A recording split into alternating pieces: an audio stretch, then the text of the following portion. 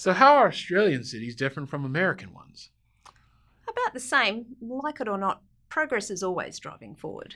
But sometimes on the other side of the road. Oh, that's deep, Colby.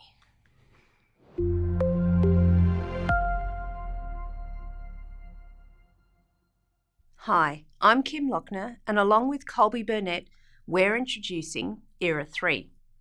In Era-2, our ancestors expanded from their homeland to cover much of the world. By about 6000 BCE, a small group of people dotted the planet. Some farmed or herded animals, others foraged for food.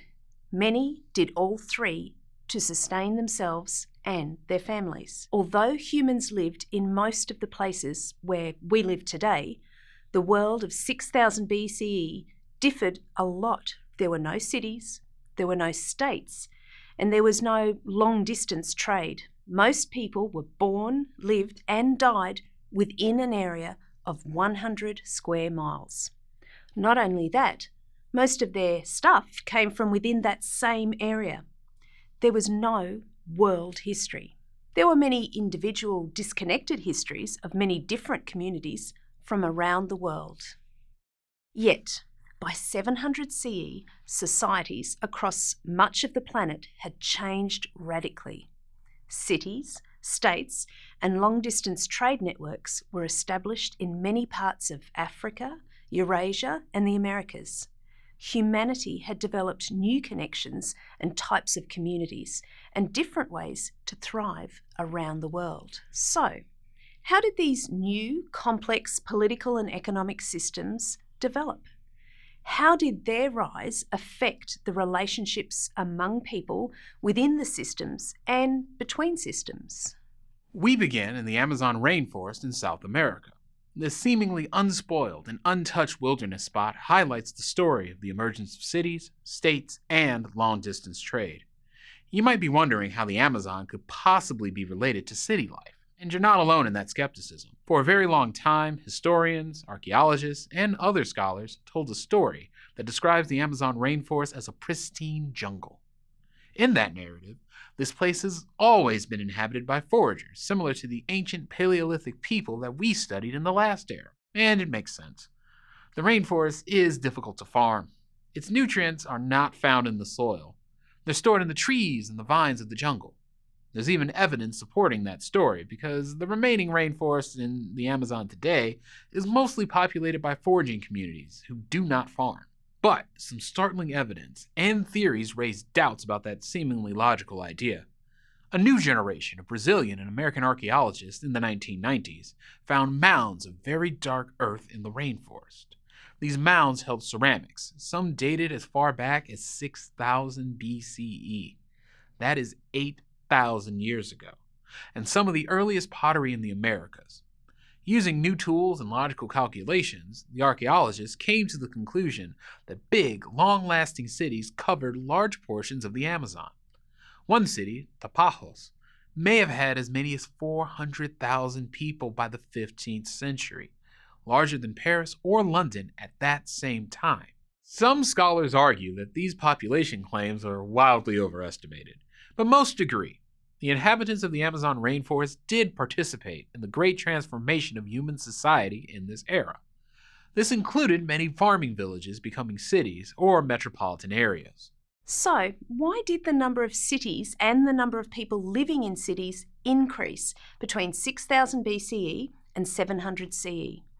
And what were some of the consequences of these changes? These changes probably began with the spread of farming as more people settled into villages. Eventually, some villages became more densely populated, covered a larger area, and became more urbanised. That is, they became cities. Scientists and historians who study urbanisation don't all agree on how big a community must be to be recognised as a city, or how many cities existed in the past, but they have collected data that gives us a picture of the rise of cities over this era. These researchers looked at all of the archaeological findings and written records that provide any sense of the number of cities in the world at different times.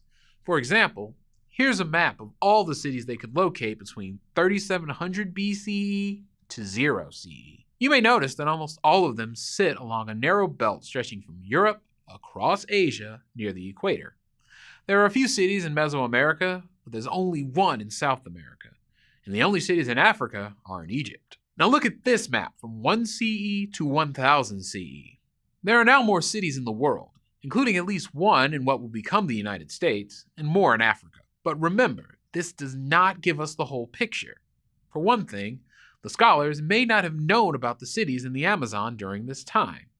Our understanding of the urban past is changing all the time. So, what was it like to live in a city during this era? What changes did cities bring? Cities were more than just communities that had more people. Growing populations meant that new forms of leadership were needed to make decisions. Specialists like soldiers and scribes or historians to remember laws assisted the leaders in keeping peace and order among so many people. Many, if not most, of these specialists did not produce food. They depended on a system of tax or tribute to sustain them, so they could do their jobs. Some historians describe these changes in governing as the rise of the state, or the organised way a territory is ruled.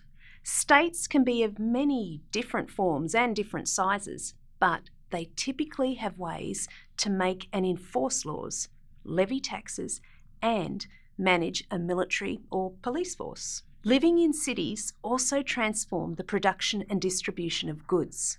Some farmers stopped farming and became specialists, producing goods like iron tools, leather, or parchment for growing markets. As cities grew, so did networks of trade.